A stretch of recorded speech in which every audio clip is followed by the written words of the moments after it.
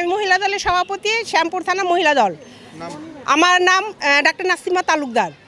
আমি আজকের এই কর্মশালা আমাদের ভারপ্রাপ্ত চেয়ারম্যান জনাব তারেক রহমান এই কর্মশালা উনি আসবেন এবং এসে আমাদেরকে এটা উনি আসবেন এবং সফল করবেন। সফল করার জন্য আমাদেরকে যে যে নিয়মাবলী উনি বলবেন আমরা সেটা মন দিয়ে শুনবো। যেহেতু এটা কর্মশালা, কাজকর্ম, আমরা একত্রিত দফা কর্মশালা মানে হচ্ছে আমাদের দেশের মেরামত, কিভাবে আমরা জনগণের মাঝে দেশকে সুন্দর এবং শান্তিপূর্ণভাবে গুছিয়ে তাদের কাছে আমরা গোর দরজায় আমরা তাদের কাছে পৌঁছে দিব।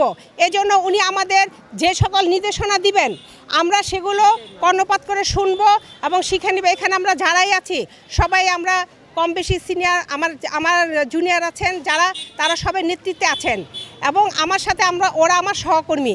আর এখানে যে ঢাকা চারের মাটি ও মানুষের নেতা তানভীর আহমেদ রবিন আঙ্কেল আছেন, তানভীর আহমেদ রবিন সাহেব, উনি আমাদের দক্ষিণের বিএনপি সদস্য সচিব, সফল সদস্য সচিব। ওনার যেভাবে সংগ্রাম করে উনি রাজপথে ছিলেন এটা ইনশাল্লাহ সবাই আপনারা দেখেছেন। আর আমাদের তারেক রহমানের আস্থা ভাজন, বিশ্বস্ত হাতিয়ার। আজকে ওনার নেতৃত্বে আমরা ঢাকা চারে সবাই একত্রিত হয়েছি।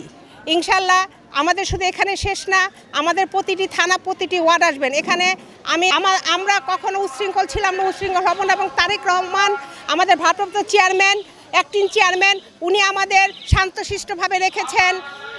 5 আগস্টের পর থেকে আমরা নীরব আছি এবং শান্তশিষ্টভাবে থাকবো। আমরা দেশের জনগণের ভালো চাই, মঙ্গল চাই।